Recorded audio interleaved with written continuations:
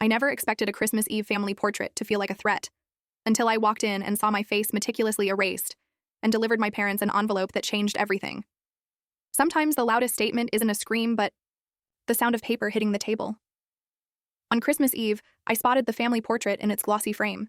My face had been completely cut out. No one said a word about it the next day. I handed my parents an envelope and quietly said, "Don't open it right now." Naturally, they opened it anyway. My mom burst into tears. My dad's face drained of color. I wish I could say I hadn't seen it coming, that it hit me like a shocking twist at the end of some emotional drama. But truthfully, it didn't feel unexpected. It felt strangely inevitable. I stepped into my parents' living room, snow clinging to my boots as I stomped them clean. I glanced up, and there it was, the photograph, glossy and oversized, expertly framed, placed with care and pride directly above the fireplace, like it was the centerpiece of our family story. Everyone was there. My mom in her signature red blazer, grinning as though she hadn't spent years sighing at anything that didn't involve my sister. My dad frozen in that stiff smile he reserves for posed pictures and golf course selfies. And my sister, of course, at the forefront in a beige turtleneck that probably cost more than my entire month's rent, laughing at some imagined joke, effortlessly. Likeable, effortlessly composed, probably something witty about her trust fund. But I wasn't there. Not even awkwardly tucked into a corner, not blurred in the distance, just entirely absent. It wasn't a sloppy crop, it was meticulous, deliberate. A clean eraser as though I'd been edited out of their story with precision. No smears, no trace, just removed. "Dinner's almost ready," Mom called from the kitchen, her voice light and casual, as if nothing was wrong, as if we were a picture-perfect family. I could smell the rosemary and lemon from whatever she was roasting. Holiday scents, comforting and nostalgic, the ones I used to love back when they still meant something warm. I hung my coat by the door, muttered a quick, "Hello," and stepped into the kitchen. My sister, of course, was already there, swirling wine in her glass like she was filming a holiday special on wine pairings. She leaned in for an air kiss, just close enough for the gesture to count, just distant enough to avoid contact. "You made it," she said, as though I'd shown up late to her carefully planned event, as though this was her home. I didn't respond. I just smiled, the kind of smile you give after you've screamed into your pillow 3 separate times that month and decided your voice wasn't worth spending anymore. Dinner played out like a rehearsed scene. Dad sliced the roast with exaggerated care, hoping for a role in a holiday commercial. Mom praised my sister's glowing skin twice. No one asked how I'd been, inquired where I lived, or what I was up to. The only question directed my way was whether I still had that little car, which of course was code for, "We haven't the faintest idea what's happening in your life, and we're hoping you'll offer details so we can pretend we're interested." I didn't take the bait. Instead, I watched my sister open a small box from Mom and Dad, a vintage gold watch. "Nothing extravagant," Mom insisted, which would have been funny if the folded receipt hadn't been tucked beneath the tissue paper. "Oh my God, you guys," my sister beamed. "This is just, wow." Meanwhile, I got a mug that said somebody's favorite daughter, which I'm sure was meant to be ironic, or perhaps hard to say. I excused myself after dessert, said I was tired. Mom offered me the guest room. Not my old room, not the room I grew up in, just the guest room. Base sheets, dusty bookshelf, one flickering lamp. I shut the door behind me, turned on the lamp, which flickered on cue, and sat on the edge of the bed. That's when I pulled out the envelope. It had been sitting in my bag the whole time. Thick ivory paper, embossed seal. I thought about giving it to them in the morning, after the stockings, after the cinnamon rolls, after the performance. But standing in that living room, looking at that photo, seeing my entire existence airbrushed out like a glitch in the family algorithm, yeah, I changed my mind. They didn't just forget me, they erased me carefully and strategically, like I'd been a bad brand partnership. I lay in bed and let the house settle around me. The same creaky floorboards, the same ticking wall clock. Somewhere in the hall, my dad was snoring. My mom's voice drifted up once. Something about bringing out the good plates tomorrow. My sister laughed in that practiced, breathy way of hers, the Golden Child soundtrack. I closed my eyes and thought about the years, the time I got into my dream college and they said, "We're so proud," before immediately asking if I could defer a year so they could help my sister with her portfolio. The time I missed rent and called home and Dad said, "Things are tight right now," while planning a cruise for my sister's birthday. The time I brought home a boyfriend and they forgot his name at dinner. He never came back. I didn't blame him. I was tired of telling myself I was just sensitive. Tired of pretending I misunderstood that night lying in a bed that was supposed to feel familiar but didn't. I decided I would not make excuses tomorrow. I would give them the envelope. I wouldn't yell. I wouldn't cry. I would simply smile, say Merry Christmas, and watch the truth do what years of silence never could. I woke up to the smell of coffee and cinnamon rolls and the faint sound of my sister's voice saying something about luggage weight limits and how stressful travel is. Devastating, of course. Cue the sigh and pout. I stayed in the guest room a little longer than necessary, not because I was still tired, but because I wasn't in the mood to walk back into the sitcom set that was my family's idea of Christmas. I could already imagine the fake laughter, the overcooked optimism, and someone, probably my mom, saying, "Isn't it nice having everyone together?" As if I hadn't spent the last decade like a blurry background character in every family memory. When I finally wandered into the kitchen, my mother was plating scrambled eggs like she was auditioning for a brunch spread in a lifestyle magazine. My dad sat at the table scrolling through his phone. My sister was barefoot, sipping almond milk from a wine glass. "Good morning," Mom said without looking up. "Hope you slept okay in the guest room." "The mattress has a personality," I replied, pouring myself some coffee. She laughed like I was joking. We never caught up. No one asked about my job, how I was doing, or whether I was still living in that small apartment with the creaky stairs, which, for the record, I wasn't. My sister talked about her upcoming trip to Barcelona and how lucky she was to have parents who supported her dreams. I didn't say anything, just nodded along like a seat filler at an award show. They still hadn't noticed the envelope sitting in my coat pocket that would come later. Instead, I let my thoughts drift back to everything that led up to this moment. When I graduated high school, I got a scholarship. Not a full ride, but enough if I picked up part-time work. I remember sitting at the kitchen table, paperwork spread out, asking if they could help with the rest. Just a little. My mom gave me a look like I'd asked to pawn her wedding ring. Dad mumbled something about catching up from the bathroom.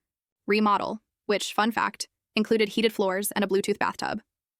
2 months later, my sister got a new car for her 18th birthday. White leather seats, custom stereo, a bow on top.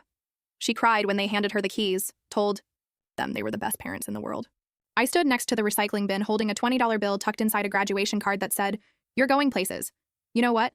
I still left for college, worked 3 jobs, slept 4 hours a night, ate instant ramen, graduated with honors, moved to a new city, started over. I didn't ask them for anything after that, and they didn't offer when I was laid off 2 years ago. I didn't call when I was sick and couldn't afford my medication. I didn't ask when my apartment flooded and I lost most of my furniture. I bought a used mattress off Craigslist and made do. Meanwhile, my sister posted Instagram stories from Santorini, sponsored, obviously. I used to wonder if maybe it was me, harder to love, more reserved, less shiny. Maybe I should have joined a sorority, smiled more, worn more beige. Maybe if I'd played piano instead of working shifts at a diner, they would have noticed me. Maybe if I hadn't made things so easy, always independent, always fine, they would have realized I needed help too. But then I remembered my 8th birthday. I invited 6 kids over, baked cupcakes myself, and Mom forgot the pizza. We ate cheese slices on saltines. My sister had a dance recital the next day, so the whole thing ended early. They told me, "We'll make it up to you next year." They never did. And so that morning after breakfast, I went upstairs to get dressed, took my time, let them go through their usual motions, gather around the tree, exchange presents, immerse themselves in their polished holiday facade. When I came back down, they were halfway through gift opening. My sister unwrapping something lavish with feigned surprise, Mom's teary-eyed look she'd saved for social media posts, Dad glancing at me to ask, "Got any sleep?" "Enough," I said, and he nodded once before turning. Back to my sister. I sat down quietly, reached into my coat pocket, and slid an envelope onto the table, nestled between coffee mugs and torn wrapping paper. No one noticed. Not yet, but they would. 10 minutes later, Mom finally spotted it, as though anything on her reclaimed wood table needed a coaster or a clear reason. She picked it up cautiously, as though it might be a misplaced bill or wedding invitation for the wrong address. "What's this?" she asked, more to the room than to me. I didn't respond right away, just took another sip of coffee, then said, "It's from me." Dad glanced up from prodding wrapping paper on his plate. "You didn't need to get us anything," he said with a smile, as if I'd handed them a novelty mug. "I know," I replied. "I wanted to." That got their attention. Mom sat back, down, turning the envelope over in her hands. "Should we open it now?" she asked. I shrugged. "I'd prefer you didn't." So, of course, they opened it anyway. Dad leaned in over Mom's shoulder as she carefully broke the seal. For a few moments, the only sounds were the soft sliding of pages and the crinkle of paper. I watched my sister fold the handles of her new designer tote just so, as if cradling a newborn she'd named after a French city. Then the silence changed. It thickened. I didn't have to look up. I could feel it. Something between realization and nausea, like the exact moment you realize the milk in your coffee is sour. After Mom's eyes flicked to the second page, Dad let out a breath through his nose. My sister looked over. "What is it?" she asked. They didn't answer. That was my cue. "You knew," I said, standing up slowly. "Merry Christmas." "What is this?" Mom finally asked, her voice quiet and flat. Not angry, not confused, just blank. I said, "It's a copy of Grandpa's will." She blinked. "I've seen his will. We handled the estate." "No," I said. "You handled what you told me was the estate you never showed me." "The full will only listed a few keepsakes and some cash to cover funeral expenses, but not the rental property in Old Briar," I continued, "probably because you were already collecting rent from it by then." Dad dropped the papers on the table, like they burned him. "Where did you get this?" he asked. "Public records, title searches, tax filings, archived emails, a couple phone calls, a very patient lawyer," I replied. My sister finally stood up. "Wait, what rental property?" "The one by the park," I said, turning to her. "The one you used for that photo shoot last year?" "Yeah, that one." Her mouth opened, but no sound came out. Mom finally found her voice. "Sweetheart, this isn't what it looks like." "That's funny," I said, "because it looks like you used my name, my inheritance, and my legal rights to fund your lifestyle, while telling me there was nothing left for me." "It wasn't like that," she said too quickly. "It was complicated." "It wasn't," I replied. "The will is extremely clear. The house was left to me, sole beneficiary, full title, transferred. Which means all that rent you've been collecting, technically stolen, and the renovations unauthorized." Dad rubbed his temples like the conversation was giving him a migraine. "I hope you have a lawyer," I added. He froze. "I'm not suing," I said, "but I've officially reclaimed ownership of the property. The tenants have been notified. Rent payments will now go to me. Your access is revoked." Mom looked like she might cry, but that house was their income. "That house paid for my tuition, right?" she said, voice shaking. "I know," I replied, "and the car, and the Mexico trip, and probably a few handbags along the way." "That's not fair," my sister snapped. "You didn't need it. You were always the independent one. You made sure of that," I said. Mom's voice shifted into careful territory. "We didn't think you'd want the responsibility. You were busy. You were always so far away." "I was far away," I said, "because you made it very clear I wasn't welcome here." Dad pushed back his chair. "If you leave now, don't bother coming back." I paused at the door and turned to them one last time. "I think that's the first thing we've agreed on." Then I left. Outside, the air was sharp and cold but clean. It hit my lungs like a reminder that I was still here, still standing, still real. I slid behind the wheel of my car, let the engine hum to life, and drove away. I didn't cry. I didn't smile. I just breathed. Because sometimes the most powerful thing you can say is nothing at all. And sometimes the loudest scream is walking away. 3 weeks passed before the first message came through.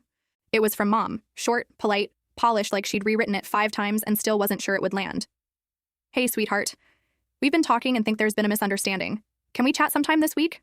Hope you're, well, love you." No punctuation after love you, just those words hanging awkwardly like a coat on the wrong hook. I didn't respond. 2 days later, another. "Please don't let this one thing ruin everything. Your sister is very upset. Dad's trying to stay calm, but you know how he gets when he feels blindsided." Oh yes, when he feels blindsided, not when he commits fraud or lies to his daughter for years. So I said nothing. Then came a voicemail from Dad. I didn't listen. I stared at the notification, then deleted it. The last time he'd called me kiddo, it was when I offered to help him set up his retirement account and he said, "Let's leave the money stuff to people who understand it, right?" As if that were him. Then came an email from my sister. "You really think this makes you the winner?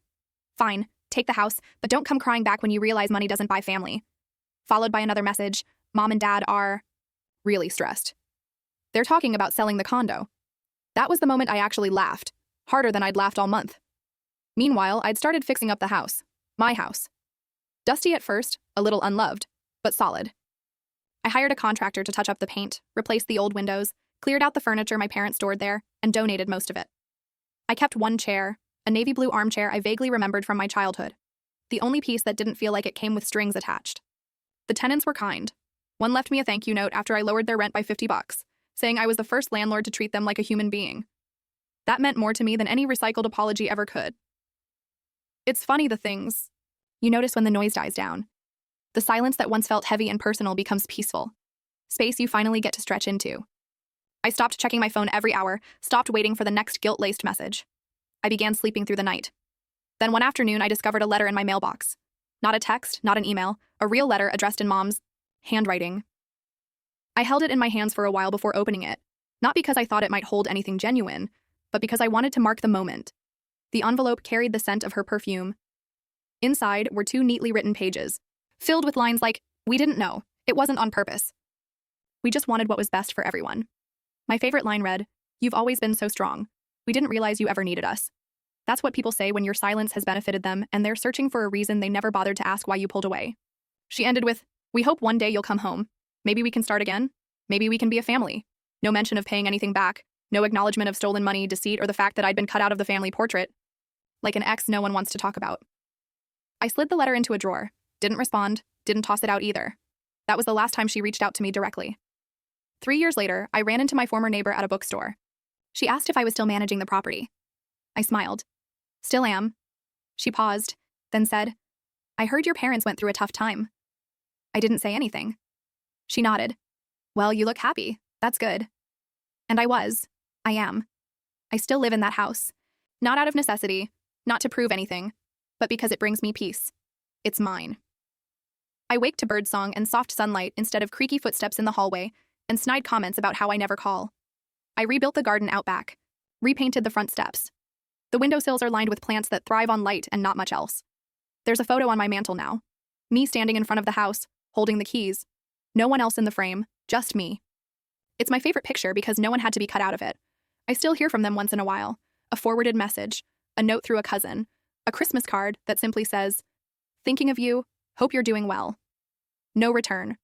Address, I never write back. And the strange thing is, I'm not angry anymore. I'm not waiting for justice, closure, or even an apology, because I already have what they never managed to give me. My name printed on something permanent, a place to belong, a life that's mine. There was a time I believed that if I just worked hard enough, just earned it, maybe they'd love me like they loved her. But real love, the kind that counts, isn't something you have to earn. It's given freely. What they offered was conditional. What I gave myself was everything they didn't. So no, I don't miss them. I don't rehearse old conversations. I don't fantasize about emotional reunions or flawless apologies that rewrite the past, because I've already rewritten it. The life I have now didn't come with approval or pretty packaging. It came from doing the hardest thing, walking away, and that, it turns out, was the only gift I ever truly needed. For my birthday, my parents sent me a gift box. My husband looked at it and said, "Don't open it." I asked, "Why? Can't you see it?" I looked closer and froze. I didn't open it. I did something else instead. 30 minutes later, police were at the door. I'm not a big birthday person. I don't throw parties. I don't post dramatic selfies with 34 and thriving. Honestly, I forget it's my birthday until my husband buys me a chocolate bar and makes a dumb joke about being married to a mature woman. That's enough celebration for me. So when my phone rang the day before my birthday and my mom was on the line, sounding like someone had injected syrup directly into her carotid artery, I already knew something was off. "Oh, sweetheart," she gushed. "We sent you a little surprise. It should arrive right on time, right on time."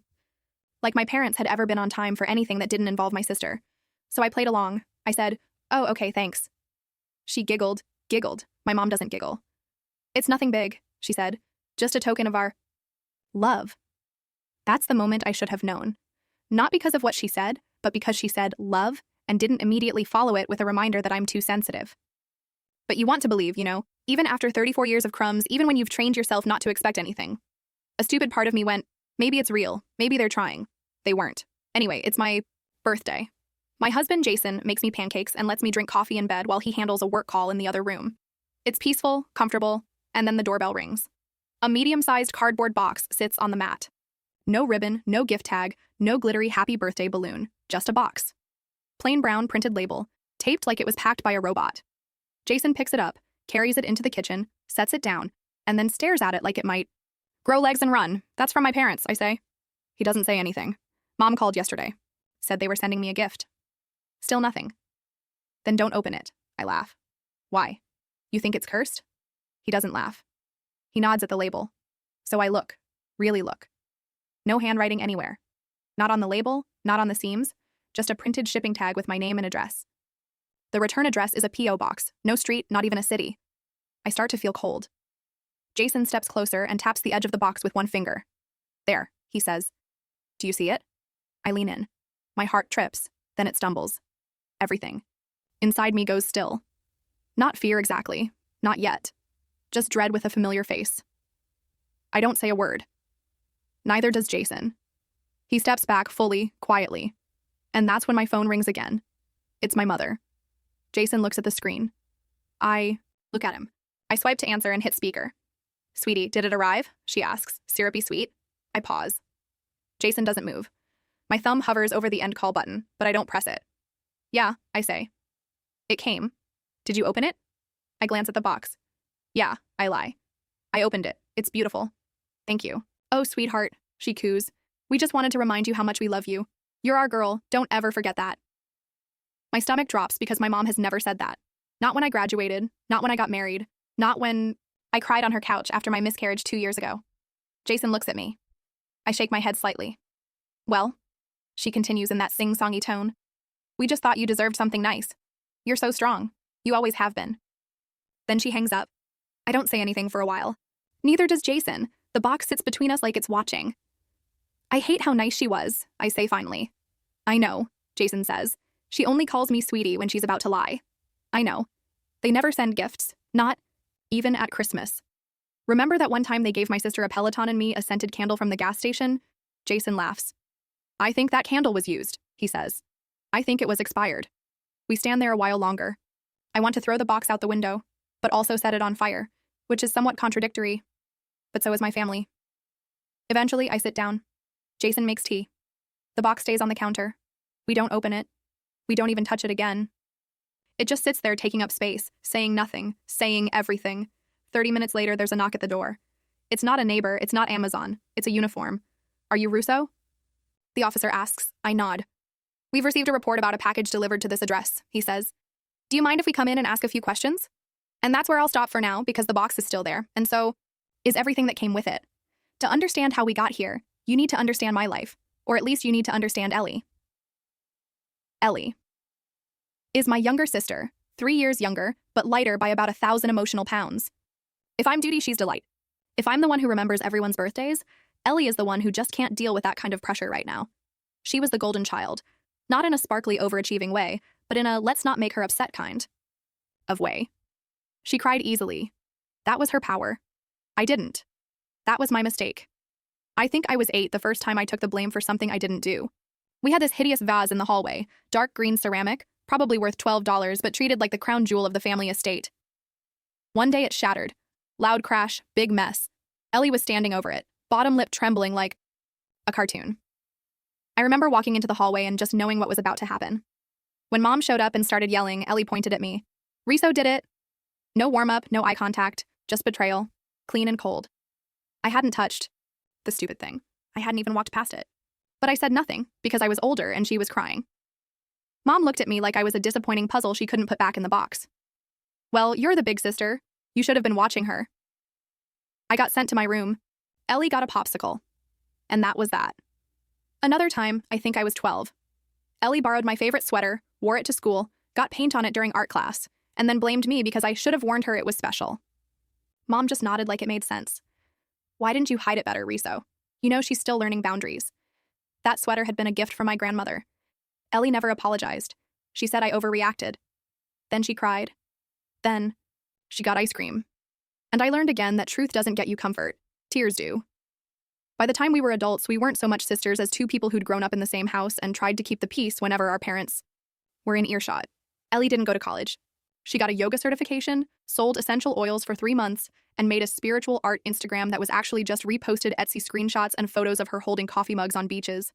Somehow, none of it ever failed. It just evolved. She's finding her way, my parents would say. She's got such a creative soul. Not everyone fits the mold, Riso, which is hilarious because I never wanted Ellie to fit the mold. I just wanted her to pay back the $600 she borrowed to launch her failed bath bomb line. But I didn't say that. I just watched from a safe emotional distance as she failed upwards with my parents cheering in the background. About a year ago, I got a call from Mom. She wanted to take me to lunch, just me. We need some girl time, she said, like a treat I should be grateful for.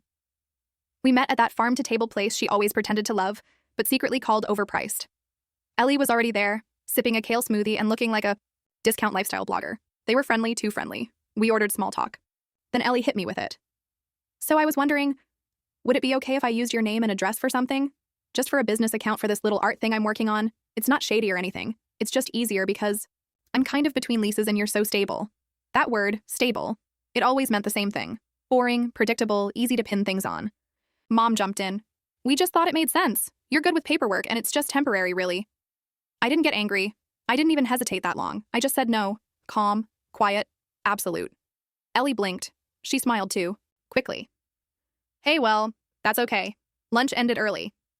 After that, the freeze-out started. Not dramatic, just a gradual, colder, drier vibe. The Christmas invite got lost. Dad sent a passive-aggressive email about not supporting family projects. Ellie unfollowed me on Instagram. I didn't notice until a friend pointed it out. I told myself I didn't care, but I did. I thought they'd come back around. I thought they'd respect the boundary, that saying no wouldn't make me the villain. Instead, they just moved on without me, which was honestly fine. Quiet is better than chaos. And I've built a pretty peaceful life. Quiet house, kind husband, no one screaming, no one crying on command, no vases smashed in the hallway. But when that box landed on my doorstep on my birthday of all days, something in me knew. This wasn't random. They weren't being kind. They were being careful. Jason tapped the edge of the box. There. Do you see it? I leaned in. My heart tripped. Then it stumbled. It wasn't just the label. It was everything. The font, the plastic wrap, the barcode alignment, the kind of details you only notice when you've seen them up close. On the way to a family reunion, my husband went pale and whispered, "Turn the car around now." I was stunned. Why? Just turn around, please. I trusted him. And it saved us. When I found out why, I never saw my parents the same way again. But far. Plan was simple. Leave early, snacks in the back seat, coffee up front, drive a few hours, cross into Canada, hug people I hadn't seen in a while, and pretend to enjoy potato salad. It was going to be normal. Borderline boring, which was honestly the goal. I was driving. I always do. Mostly because I hate how my husband brakes at the last possible second, and also because motion sickness is one of my many talents.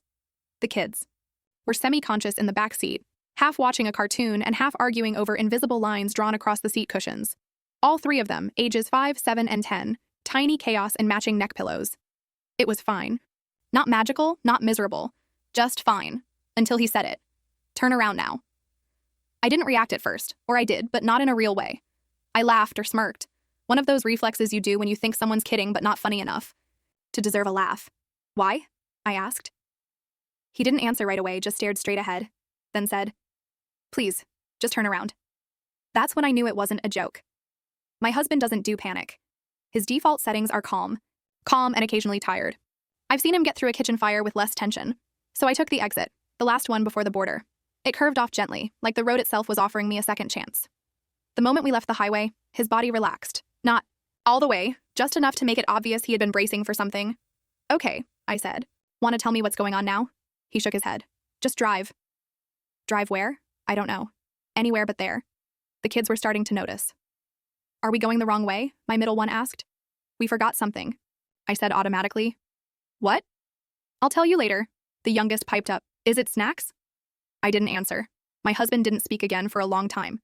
We drove in silence. 20 minutes, maybe more. Just miles of trees and guilt pressing on the back of my neck. Then he said, "Take the next turn off." It led to nowhere. A narrow access road with no sign and no real purpose. One of those places you only find when you're lost or about to be. I pulled off. He unbuckled his seatbelt. "Stay here." He got out and walked to the back of the car. I couldn't see anything from where I was, so I just sat there waiting.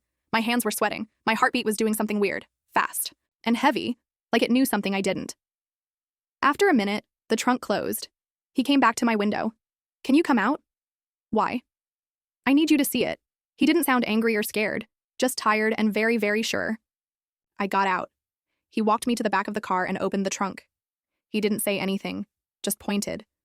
I looked, and then I forgot how to breathe. I wasn't scared, not yet. Fear was still on its way. What I felt in that moment was something slower, heavier, like falling through the floor of my own life. I didn't touch it. I didn't need to. I just knew we were one wrong choice away from losing everything. The funny thing is, I thought I was the responsible one in the family. Not responsible in the pays their taxes and wears sunscreen way, though yes, those too. But in the sense that I thought I could be the stable one, the one who didn't explode or vanish or lie for sport. The one who tried. The one who offered help when she could afford to and boundaries when she couldn't. But looking back now, really looking, I can see that being the responsible one in my family was like being the designated driver at a demolition derby. They didn't want help. They wanted cover. And I gave it to them for years. It started when I was a kid. My parents believed that living well was a matter of image, not money. If you looked successful, if you seemed generous, if your Christmas lights were straight and your fridge had 5 kinds of mustard, then that meant you were doing okay. It didn't matter if the credit cards were maxed out or if the gas got shut off that one winter. We were doing okay. That was the script. Stick to it or get rewritten. We had years when things were tight. I remember cereal for dinner and one parent or the other suddenly working late most nights, which I later realized was code for, we can't afford things. But we also had years when they were flush. New car, new TV, new patio furniture. No one actually used. The money came and went like weather. What never changed was the spending. I once asked my dad why we didn't save more when things were good. He said, "You don't need to save if you know how to hustle." I was 8. My sister inherited all of this. The hustle, The shine, the gravitational pull of someone who can light up a room while quietly unplugging your self-respect. She was the favorite. That wasn't a secret, not even an ugly one, just a truth. They liked her more. They got her. She was like them. I wasn't. I was boring. That's what they called me, sometimes even to my face. Boring, uptight too. Serious. My mom once told me in the middle of Thanksgiving dinner that my problem was I mistook discipline for personality. And the wild part? I believed her. Because when you grow up in that kind of house, you start to think the only way to earn love is to stay useful, to stay clean, to stay reasonable. So that's what I did. I became the responsible one. They'd call when they needed help navigating insurance claims or school applications.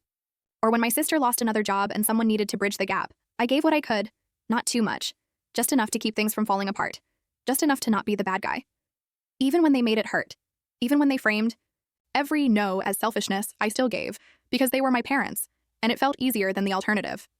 Then the ask changed. This was maybe 4 months before the trip.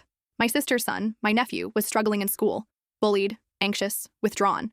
They'd had him evaluated, and the therapist recommended a smaller environment, a private school, very exclusive, very expensive and life-changing in their words. They couldn't afford it, obviously, but they managed to get him conditionally accepted, if they put down a deposit. They just needed help. Just a little bit, just to lock it in, they said. We'll pay you back, of course. My stomach sank the moment the words came out of their mouths. It wasn't that I didn't care, I did. That's the worst part. I like the kid. I wanted good things for him. But I also knew this pattern. I knew how it started and how it ended. I said, no.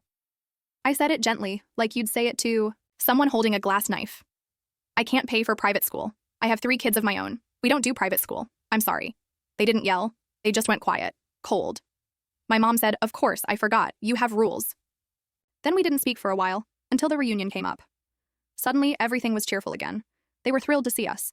They'd figured things out. The school, the reunion, the drive. It was all working out. I didn't ask how. I told myself it wasn't my business. They asked if we'd be willing to take an extra bag in our car. Their car was too full and we had the SUV. Sure, I said. Just let me know. That was a few days before the trip. Then, the morning we were leaving, as we were packing up, my dad handed me a red duffel bag. Won't fit in ours, he said. Just this one. I took it without thinking, just tossed it in with our luggage, the kids' backpacks, and a cooler full of juice boxes. Didn't even unzip it. Didn't wonder why they were so relaxed all of a sudden. Didn't stop to ask why the people who were struggling to pay for school, groceries, gas, and who guilt-tripped me for not helping were suddenly fine. They smiled as we backed out of the driveway, waved like they didn't have a care in the world. And I remember thinking, just for a second, I wonder what's in that bag. I didn't think much of it at the time. Just another bag. Just another trip. Just another family mess I didn't want to get dragged into. Maybe I should have asked more questions. Maybe I was too naive. Turn around now, he said. I stopped. He led me to the back of the car and opened the trunk. He didn't say anything, just unzipped the red duffel and folded back a sweatshirt. And that's when everything stopped. Inside, wedged between clothes, stuffed into what looked like a child's toiletry bag sealed in plastic, were packets. Many packets. Not hidden especially well, just there under layers that wouldn't have fooled anyone doing their job for more than 5 seconds. I stared, not fully understanding, then fully understanding all at once. Not medicine, not vitamins, not anything. With a purpose that didn't include handcuffs, lawyers, or headlines. I didn't speak. I couldn't. Every muscle in my chest locked. It felt like drowning in slow motion. He didn't say, look what they did. He didn't say, this is what I thought. He just zipped the bag closed again and let the silence finish the sentence. They put that in our car, I finally said. My voice was thin. They put it there with the kids in the back seat. He nodded. I looked up at the sky for some reason. It was still blue. It still looked like a good day. I hated that. It felt wrong, like the sky hadn't gotten the memo. How did you know? I asked. He stared at the closed trunk, as if it might still be open underneath. When they gave us the bag, he said eventually. Something in their eyes, the way they smiled, like it was already done, like they were sure it would work. He shrugged, then shook his head like he was trying to knock.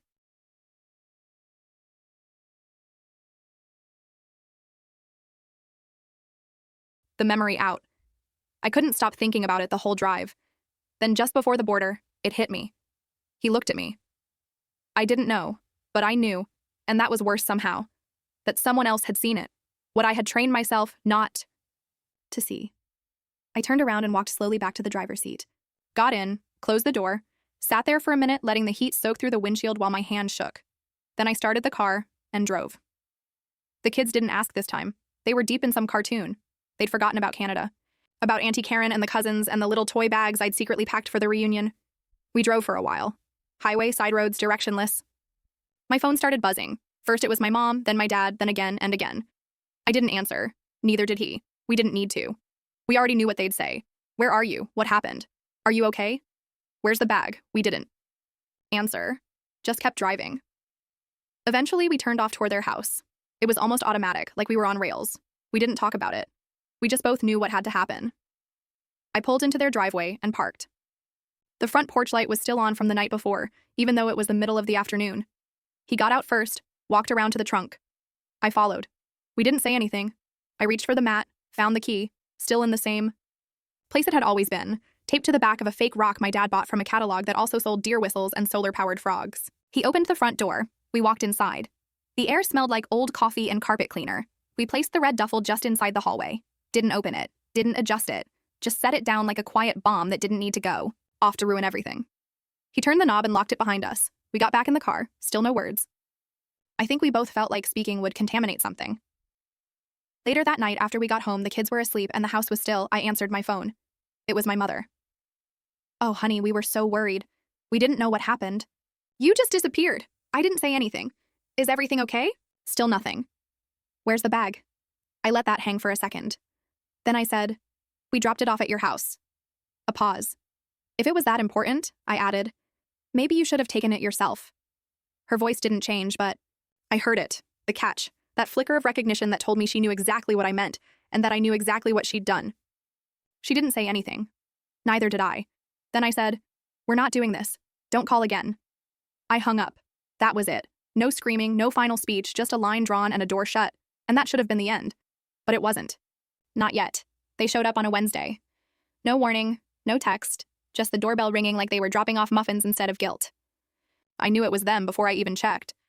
There's a kind of pressure that comes through a front door, like a bad smell or static in the air, especially when it's people who think they've done nothing wrong. I opened the door just enough to step outside and shut it firmly behind me. My parents were standing there like they hadn't just tried to blow up my life with a smile in a duffel bag. My mom gave me a tight, practiced grin, the kind that's supposed to look warm but doesn't. Reach the eyes. We wanted to check in, she said, as though we were in a group chat and I'd just missed a brunch invite. My dad added, we thought maybe we could clear the air. I said nothing, just crossed my arms and waited.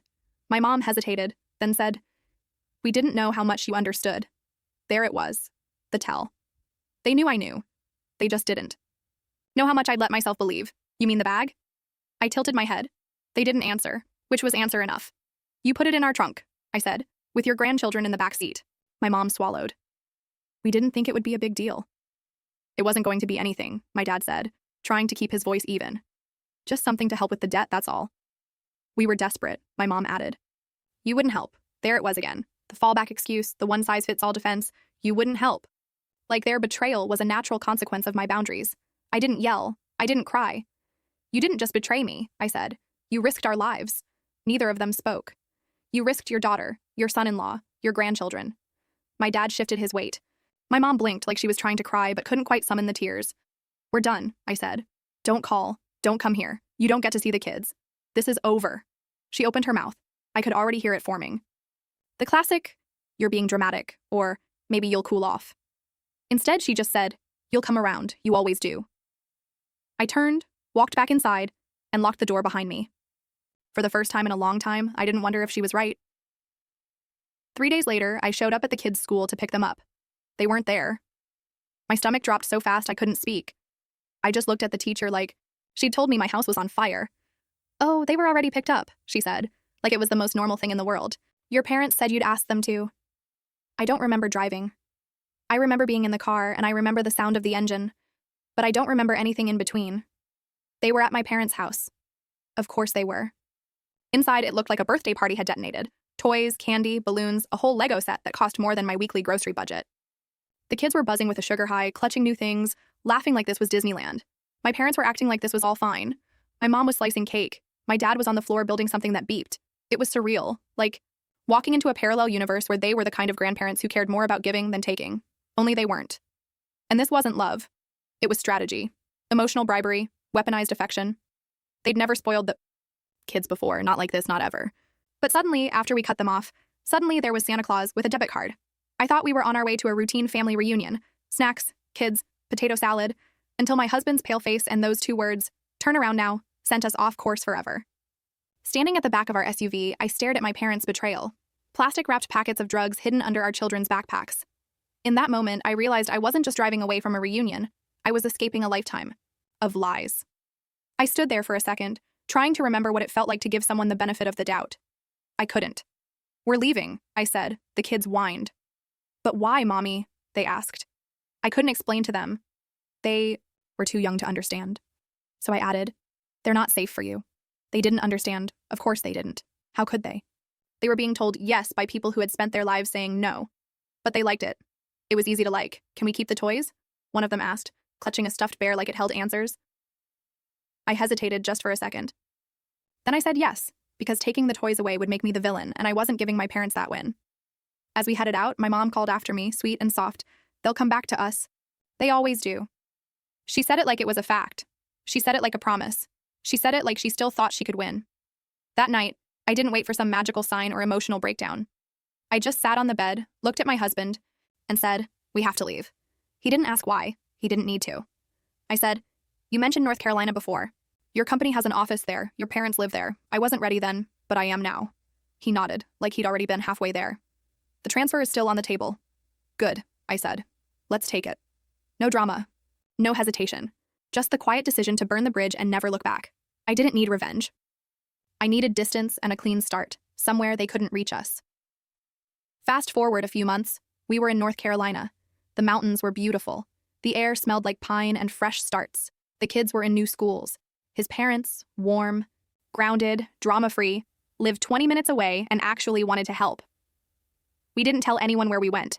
We blocked numbers, disappeared, not in the storm off to find yourself kind of way, but in the we deserve peace kind of way. One day my phone rang from an unknown number.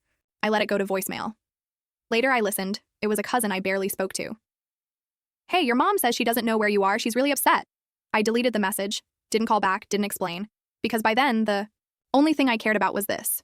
We were safe. We were free. We didn't disappear. We escaped. 6 months later, I got an email from my sister. Subject line, "Emergency. Please read." I stared at it for a while. Thought about deleting it. Unread. Thought about marking it as spam. Instead, I opened it. It was long, frantic, poorly punctuated. The gist? Our parents had been arrested again. This time not for being stupid, though that was still part of it, but for actually doing the thing they almost got us arrested for. They tried to smuggle something across the border themselves. No middlemen, no family scapegoats, just a trunk full of product and 2 people in their 60s who still thought rules were suggestions. They were caught, obviously. The email ended with a plea. They needed help, money for a lawyer. "This is serious. You have to put the past aside and show up. Your family." I read that line 3 times. Then I hit reply. All I wrote was, "And I did show up once. I'm not doing it again." And I meant it. I didn't hear anything else for a while. I didn't need to. But eventually, word found its way back to me. Cousins talk. Family trees have rot, but the roots are deep. They were charged with possession with intent to distribute and attempting to cross an international border with controlled substances. A few pounds. Enough for intent, not enough for headlines. They took a plea deal. 4 years each. Not life-changing, but not nothing either. Enough time to sit with what they'd done, if they were capable of that, which honestly I doubt. The part of me that used to flinch when people mentioned second chances is quiet now. We have a life here. It's not perfect, but it's ours. The kids laugh more. My husband sleeps better, and I haven't had to translate guilt into silence in a very long time. I don't regret the boundary. Not for a second. But you tell me, did I go too far or not far enough? Let me know in the comments, and if you're new here, hit subscribe. I never imagined a quiet family dinner could feel like a well-laid trap, until a single text from an unknown number told me to stand up and leave, and I obeyed. One moment I was sipping cranberry juice under polite conversation. The next, I was hiding in the upstairs bathroom, heart pounding, as my sister's ex-boyfriend warned me they'd laced my drink. By the time the police knocked on their door the next day, I'd already uncovered betrayals I never saw coming. When normal is the last thing you expect, that's when you've truly lost your guard. During a family dinner with my parents, I received a text from an unfamiliar number. "Get up and leave now. Don't say anything to your parents." I chose to obey the message, and that's how I found out the truth. The very next day, the police were knocking on their front door. What's strange is how completely ordinary everything felt right before it unraveled. I hadn't expected hugs, warmth, or anything emotional, but I definitely wasn't prepared for what actually unfolded, something that, in retrospect, feels like the most dangerous kind of trap. When life appears normal, you let your guard down. That's when it catches you off guard. I walked inside and my mom immediately called out from the kitchen, "We're just about to eat. Come on in, come in." It was as if I had arrived late to some cheerful gathering. My dad rose from his seat when I entered the dining room, a beat too slowly, as though he hesitated, unsure whether we were doing hugs now or sticking to polite nods. We nodded. Of course, my sister was already at the table, lazily scrolling through her phone with that perfected teenage disinterest she still carried. She glanced up just long enough to acknowledge me, then returned to her screen, offering the bare minimum attention required. That didn't bother me. I wasn't there to win anyone over. The table was neatly arranged. My seat had been pulled out for me. A glass waited at my place, filled with cranberry juice, just like always. Not spiked with any holiday flair, not cute or curated, just plain juice, the kind I used to enjoy. My mom gave me a smile that felt part of a charade, as if we were pretending at closeness. "You still like cranberry, right?" she asked. I nodded. I hadn't touched the stuff in months, but now wasn't the time to open that discussion. We sat down. They served the meal. It was basic fare: chicken, potatoes, and some kind of green beans. My dad still pretended to enjoy it, though we all knew better. The conversation remained breezy. "How's work? Still in the same apartment? Traffic's been awful lately, huh?" I responded, smiled, and even chuckled when my sister brought up a coworker who got stuck in the revolving doors at her building, not because it was funny, but because I knew how to play my part. The quiet one, the reliable one, the one who didn't stir the pot. Midway through my dad's familiar rant about road construction, my phone buzzed in my lap. Without much thought, I checked it beneath the table. The message was brief, no name attached. No emojis or casual punctuation, just sentences ending in firm periods, like someone desperately trying to sound calm. "Get up and leave now. Don't say anything to your parents." I stared at it, then read it again. The room moved on around me, my mom nodding along to whatever my dad was going on about, my sister chewing her food, all of it playing out like a normal family dinner. And yet I was being told to leave, as though the house had suddenly turned into a danger zone. I didn't move. Not right away. A dozen explanations flashed through my head. Maybe it was a prank, a misdial, a scam, or the setup for some social experiment I hadn't agreed to. But deep down, I knew it wasn't any of those. Somehow, I just knew. "I'll be right back," I said, sliding my chair back from the table. "Just need to use the bathroom." No one questioned it. No one even looked up. I took my phone and walked upstairs because the upstairs bathroom had a door that closed all the way and locked without jamming, and because if anyone was going to have a private conversation in this house, it wasn't going to happen on the first floor. I locked the door, sat down on the edge of the bathtub, and stared at the message again. Then I hit call. It rang once, then a voice. "You're still there? Who is this?" "It's Mark." Mark, my sister's boyfriend, or ex-boyfriend. It was hard to keep up. "What the hell is going on?" I asked. His voice was low, tight, like he was standing somewhere he wasn't supposed to be. "You need to leave. Just get up. Walk out. Don't drink anything. Just go." "Don't drink the juice." My mouth was dry. I hadn't touched the juice. Not yet. "Why?" I asked. "I can't. Just trust me, please." "What is this? Why are you even... What's going on?" He hesitated. "Please, just get out of there. Not until you tell me why." He said something then. I didn't respond. I sat there for a while after the call ended, long enough to feel the cold from the bathroom tiles through my clothes, long enough to know I had a choice. And I'd already made it. Quick note, this story is copyrighted by the YouTube channel Revenge with Claire. Reposting, revoicing, or tweaking it without permission is still copyright infringement. Thank you for respecting original creative work. Now, back to the story. Being the older sister didn't come with a ceremony, just responsibility. Quiet, assumed, and endless. We were 3 years apart. When we were kids, our parents gave us $5 a week. I saved mine. She didn't. A few days in, she'd spent it all on gum or glitter pens or whatever elementary school's economy was built on. Then she'd look at me, and that's when the grown-up stepped in. "She doesn't have any left." "You still do. Don't be selfish." That's how it started. Not a rule, just a pattern. If I saved, I was expected to share. If she overspent, I was expected to fix it. In high school, I got a part-time job, just a couple weekends at a pharmacy, enough to buy my own jeans without an argument. My sister didn't work. She was younger, and no one expected her to. But if she wanted anything extra, guess who got nudged? She really wants to see that movie. She doesn't have her own money yet. You do. They still covered the essentials, but anything beyond that became my problem. When I left for college, things calmed down. I was busy, broke, and 2 states away. My sister was still in high school, and for a while, it felt like I'd bought myself some space. Then I graduated, got a junior developer job, entry-level pay, basic benefits, barely enough to cover rent and loan payments. But to my parents, it was a windfall. The requests started slow. Could you help with her enrollment? Deposit? Books are so expensive these days. She's really stressed. She had just started college studying something finance-related. She didn't work, didn't budget, didn't ask me directly. That was always the pattern. She'd ask them, and they'd ask me.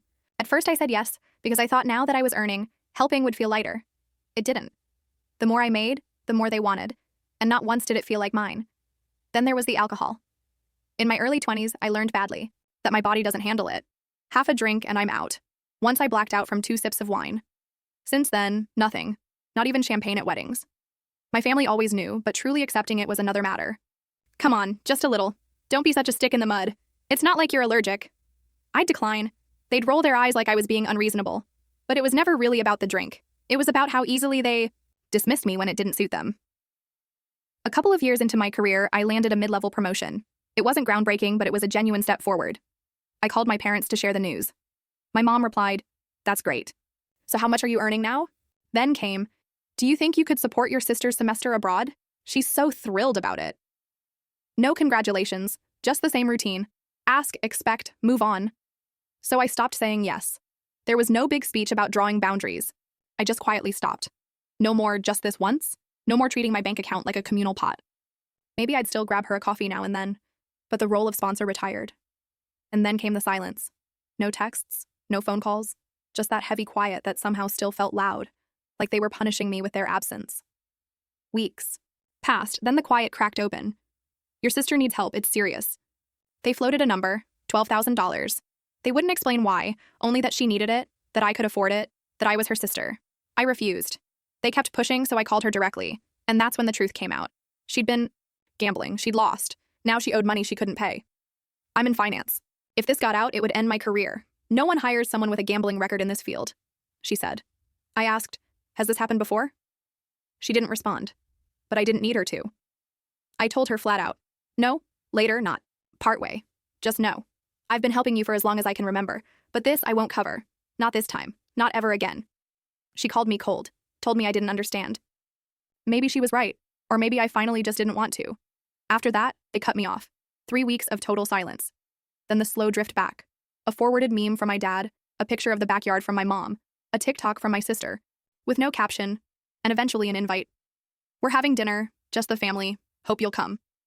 No mention of the money, no apologies, just dinner.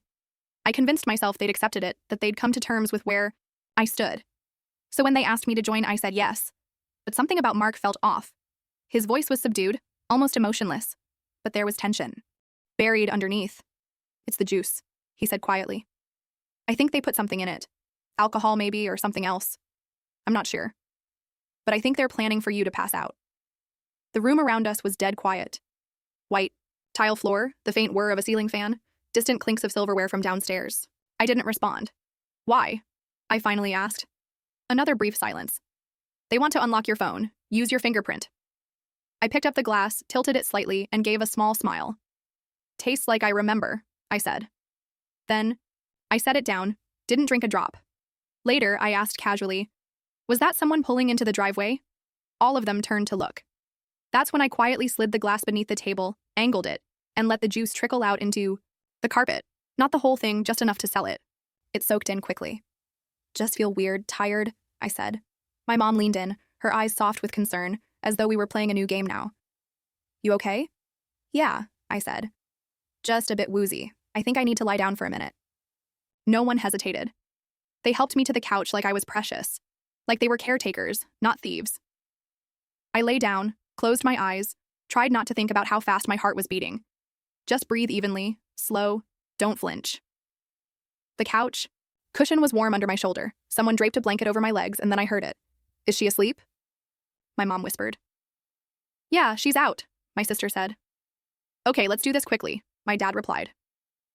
I heard my phone being picked up, then something worse. Fingers curling around my hand, my thumb being lifted gently, but with purpose, pressed against the sensor. A pause, then a faint vibration. Unlocked. There was something quietly horrific about it.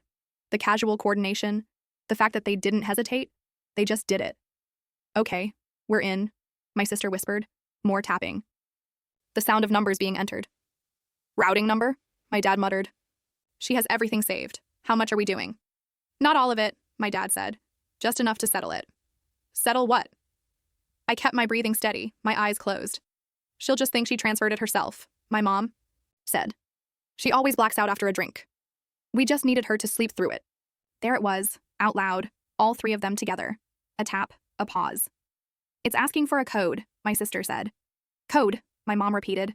Two-step verification, my sister muttered. My dad cursed softly. Try another app. Tapping. Still tapping. Everything's locked. They sat in silence for a second. Then my mom said, just put the phone back. They did. No apologies, no second guessing, no hesitation. I waited, gave them space to sit down again, reassure themselves. Then I opened my eyes, sat up slowly, and blinked like someone just waking from a shallow nap. Sorry, I said. Don't know what that was. I felt like I'd blacked out for a second. They looked at me like they didn't know what I was. You sure you're okay? My dad asked. Yeah, I said. I think I just need some fresh air. I picked up my phone, held it like nothing had happened, like it hadn't just been turned against me. Actually, I think I'm going to head home. I've got work early tomorrow. They nodded. No protest, no awkward offer to walk me out, just a soft chorus of, thanks for coming, get home safe. Let us know when you're back. Like we hadn't just crossed a line we couldn't come back from. At the door, we hugged like we always did. My mom, my dad, my sister, one after another. It wasn't planned, it just happened. Habit, tradition, reflex. And as soon as it started, something cracked. My mom's perfume, my dad's jacket, my sister's hand brushing my arm, normal things, familiar things, and all of them poisoned. Now the weight rose in my chest. This weight I didn't know how to carry. This is the last time, I thought. This is the last time I'm hugging them. After tonight, we don't come back from this. I almost cried. I didn't, but almost. I stepped. Back smiled like I wasn't breaking open. Thank you for dinner, I said. They smiled. I opened the door and left. I didn't tell them what I knew. I didn't ask what they put in the glass. I didn't say a word. But before I walked out of the bathroom that night, I did exactly what they never counted on. I didn't block them from getting into my phone. I made it easy, left the fingerprint access right where they expected it. What I did change was my bank security. I added two-factor authentication, not the easy kind, real verification, something they couldn't fake with my thumb, and then I set up the recording, not with some obvious red light or blinking dot. If they'd seen that, it wouldn't have worked, but I know how to run audio in the background. No notifications, no visible apps, nothing on the screen. That's the part they didn't get. I work in tech. I build systems for people who try to outsmart other people. And I knew exactly what they'd overlook. While they were unlocking my phone and trying to steal from me, they were recording themselves doing it. Every word, every attempt, all of it. They thought I was unconscious, but the truth is I was ahead of them before I ever came back to the table. I drove to the police station like I was going to the grocery store. Not fast, not shaking, just steady. I parked, walked in, stood in, line behind a guy asking about parking tickets, and then told the woman behind the glass I needed to report a crime. She asked what kind. They drugged me, I said, and tried to steal from me.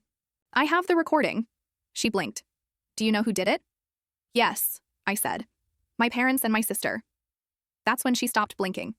They gave me a chair in a quiet room with an officer who didn't ask why I hadn't gone to the hospital or why I wasn't crying. He just listened. I played the audio clip.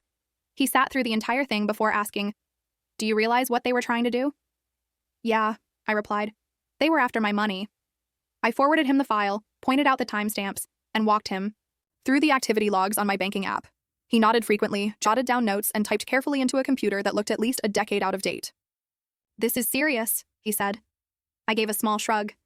Yeah, it was. He asked if I was all right, if I had a place to stay, if I needed support. I told him I'd already left. It was my first time ever filing a police report, but I didn't feel afraid. Not anymore. 2 days later, my phone buzzed nonstop. 3 messages and a voicemail all before noon. The first was from my mom. "Did you actually report your own family?" Then, "What is wrong with you?" I didn't respond. My sister left a voicemail, her voice tight, almost shaky. "It was just a mistake. You made it worse than it had to be." Next came a call from my dad. I let it go to voicemail. "You think the cops will fix this? You're going to destroy everything. You don't do this to your own people." I texted back once. "You drugged me. You tried to rob me. That's not family. That's a felony." Then I blocked them. All of them. Mom, dad, my sister, group chats, every contact, even emergency bypasses. I changed my phone number, rewrote my will, froze my credit, just in case. I thought cutting ties would sting more, but it didn't. It felt like I could finally breathe. They didn't contest the charges. Not after the audio, not after the bank attempt synced perfectly with the timestamps, not after the detective said, "We can handle this." Charges: attempted fraud, biometric misuse, conspiracy, administering a substance without consent. All three of them together. They got probation, 1 year, fines, community service, no contact order. No prison time, but the stain remained. Never reached out, never asked how things ended. But word finds you eventually. A cousin on my dad's side mentioned they'd sold the house. Debt, legal fees, trying to salvage whatever was left. No one in the family reacted. Just silence. As for my sister, I saw her once by chance at a grocery store across town. Ify didn't notice me, or maybe she did, and just kept facing the shelf like it held all the answers. She was wearing a polo and a vest, stacking paper towels, avoiding eye contact. I said nothing, just paid for my pasta and walked out. Her boyfriend was gone too. I heard that from a mutual acquaintance. Apparently he moved out a few weeks after everything came to light. No drama, just packed up and disappeared.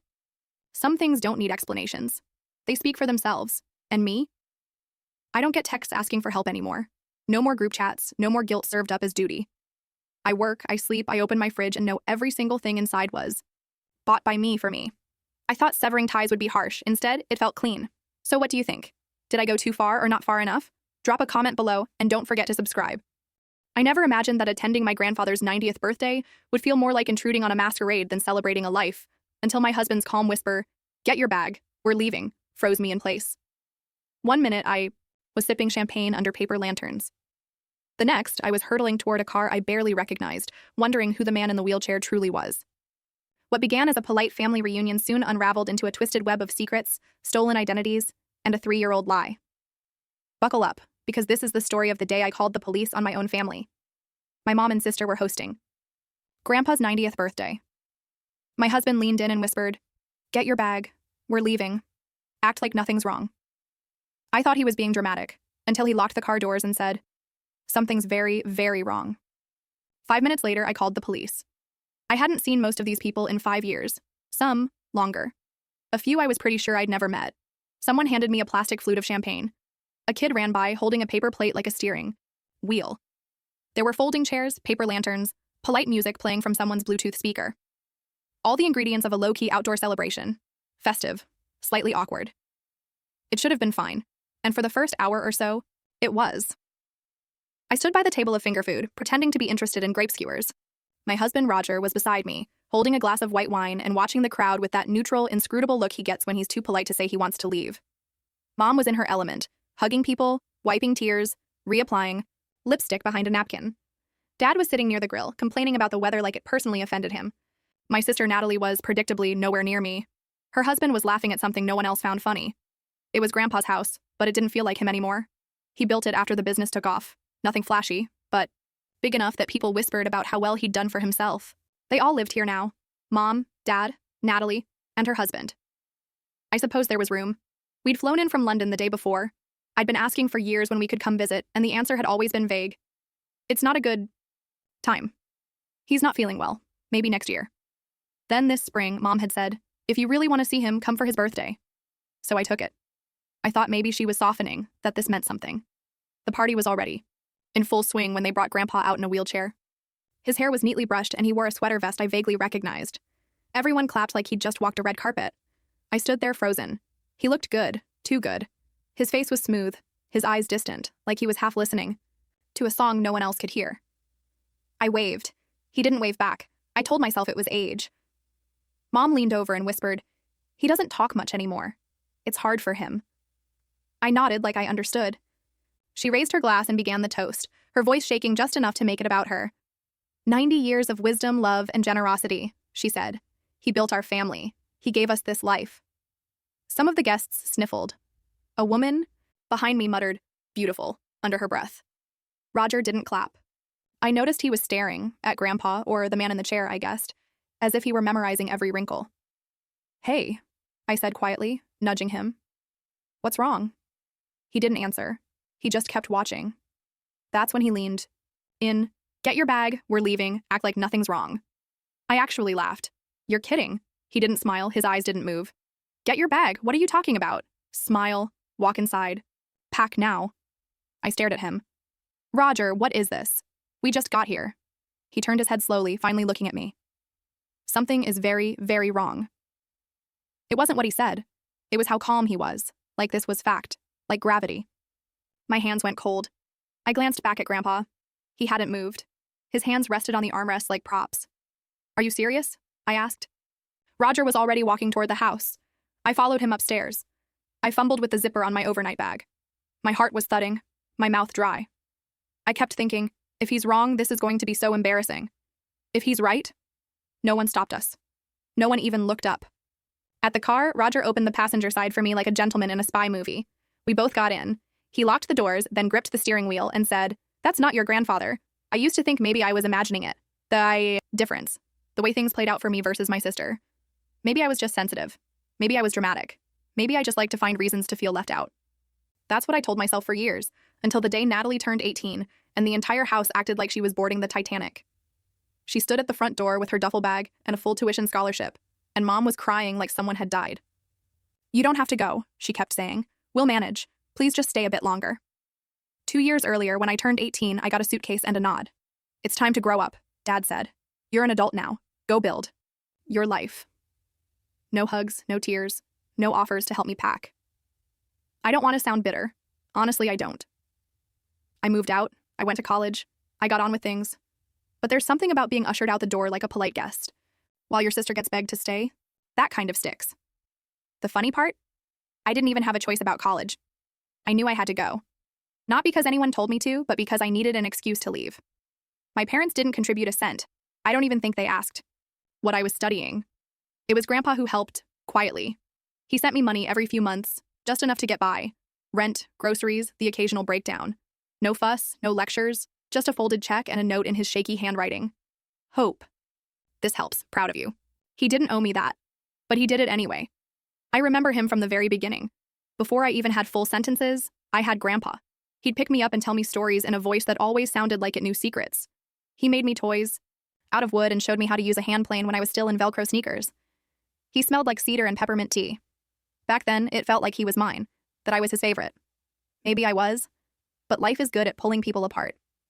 College turned into a job turned into Roger. And then, just like that, we were living in London. It wasn't some dramatic escape. It was opportunity, work, timing, and maybe, if I'm being honest, relief. Being far away made everything feel easier. Easier not to notice how rarely my parents called, easier to pretend the silence was just time zones, easier not to feel the weird hollowness that always followed any conversation with Natalie. No matter how friendly it seemed, we kept in touch, sort of holiday emails, the occasional Zoom call. The last real conversation I had with Grandpa was on Zoom. He looked older, but still sharp. He asked about my work. I asked about his garden. He made a joke about the squirrels stealing all his tomatoes. That was 3 years ago. After that, things got quieter. I asked to talk to him, and Mom would say he was sleeping or not feeling well or too tired. Eventually, she stopped answering altogether. I told myself it was normal. People age, they withdraw. Maybe it was hard for him to talk. But something about it never sat right, so I didn't press. I had a life, a job, a husband. I told myself it wasn't personal that I hadn't been cut out, just gently, politely left behind. And then suddenly, there was the birthday invitation, or rather, the permission. "If you really want to see him," Mom had said, "come for his 90th. I didn't hesitate. I booked the flights that night. I thought it meant something, that maybe I was being let back in. Instead, I walked into a party where I knew no one, stood on grass that didn't feel familiar, and realized that somewhere along the line, this whole place stopped being mine, if it ever was. They all lived here now. Mom, Dad, Natalie, and her husband. They'd absorbed the house like it was a natural extension of their closeness, their real family. I was just visiting the outsider, the disappointment. I kept telling myself it was in my head, that I was projecting, that I was being dramatic again. But then Roger leaned in and said, "Get your bag." And nothing felt imaginary anymore. We sat in the car like we'd just committed a crime or maybe just escaped one. I couldn't tell the difference yet. Roger was gripping the steering wheel like he was waiting for it to bite him, his knuckles white. I was still frozen, halfway through buckling my seatbelt, like if I didn't click it all the way, none of this would be real. "What do you mean it's not him?" I asked. He didn't look at me. "I mean, it's not your grandfather." "That man in the wheelchair? Not a mask, his ears," he said. "You don't get it. I remember faces, every detail. I have since I was a kid. I could sketch a person I saw once at a train station in 2009. I don't forget faces or ears. That's not your grandfather." And just like that, my stomach turned to water. I wanted to laugh, not the ha-ha kind, but the unraveling, high-pitched kind, like slipping off a cliff. I pressed my hand to my face. My brain tried to logic its way through it. Who else could it be? Roger looked back at the house. Your uncle? What? Didn't you say he looked a lot like Grandpa when he was younger? I had. He did, but that was years ago, and besides, my uncle wasn't around, was he? He hadn't been at the party. Plus, oh my God, I whispered, he was wearing glasses and a beard, probably makeup. It wasn't over the top, but just enough. And I'm telling you, those ears, different shape, not even close. I know, he said. I know what I saw. I pressed my forehead to the window. My breath fogged the glass. My heart was rattling like it was about to knock a hole in my ribs. I didn't want to believe him. I wanted to go back to when this was just a weird party and I was the uninvited guest, I realized. Where is he? Roger didn't answer. Where's Grandpa? Suddenly, everything tilted. The awkward toasts, the crying, the half-empty guest list, the way no one let me get close to him, the way he never spoke, the way they shut me down every time I tried. I haven't talked to him in 3 years, I said. Roger glanced at me. What? I swallowed. 3 years? The last time was over Zoom. He looked tired. Then Mom said he was too sick to talk. Every time I called, she said he was resting or had a rough night. I thought I was just being dramatic, but now I'm not sure I wasn't screaming into a void this entire time. Okay, Roger said. I think you need to call someone. I stared at him. You mean the police? He nodded. If we're wrong, we're not. I didn't move. I didn't breathe. I pictured Mom's face when I left, that tight little smile that didn't touch her eyes, the slight shake of her head like I'd dropped uninvited into my own life. I'm going to ruin everything, I whispered. Victoria, Roger said gently. You're not the one who did that. I reached for my phone like it weighed 1,000 pounds. My thumb hovered over the screen. Then I called. The police arrived faster than I expected. 2 officers in plain clothes. Quiet. They spoke to us outside the car. I told them what I could, which wasn't much, and tried to make it sound as sane as possible. I know this sounds strange, but I believe someone is impersonating my grandfather. I don't know where he is, and I think something's wrong. They asked calm questions, traps that feel like traps even when they're not. Then they nodded and walked up to the house like they were delivering a package. I stayed in the car, watching. The party didn't stop right away. No one screamed, no one ran. It was worse than that. Everything just dimmed, like someone turned the dial on reality down by a few notches. People still held glasses, still smiled, but their eyes were darting now, their shoulders tighter. The officers began pulling people aside. I saw one speak to Mom. She looked like someone had told her the wine was corked, defensive, gesturing, shaking her head. Her mouth moved fast, but her hands didn't touch anyone, not even Dad. He stood off to the side, staring at the hedge like it held answers. I watched them talk to the man in the wheelchair. He didn't say a word. Then they must have asked for ID. Mom went inside and came back with something. It changed nothing. The officers knelt again and talked low. They carried a professional. Stillness. Calm, composed, unreadable. Then one of them stood and walked away. The other stayed. Eventually, the man in the wheelchair looked up and said something. Just a few words. Then he nodded. It wasn't over. Not even close. An officer came back to the car. Can you stay nearby? We'll contact you soon. Is it him? I asked. Is it my grandfather? We're still confirming some things, but you know, it's not him. He didn't answer the rest. We'll be in touch. Then he walked away. I sat there feeling every second pressed down on me. Wait, where is he? Where is he? That night, my phone rang. How could you, Mom? She was furious, crying or screaming. I couldn't tell the difference. You called the police on us, your own family. You think you're better than us because you moved away. I tried to speak. I couldn't. You don't understand. You weren't here. You didn't see what it was like. We did what we had to do. For him, for all of us. What did you do with his body? I asked, voice breaking. You don't get to ask that. Not now. Not after what you've done. Where is Grandpa? Silence. Then a click, and the line went dead. When the police came to our hotel room door the next morning, I thought I might throw up. Not because I was scared of them, though there was that too, but because part of me still hoped Roger had just snapped, misread something, got carried away. Mistaken ears, mistaken identity, mistaken everything.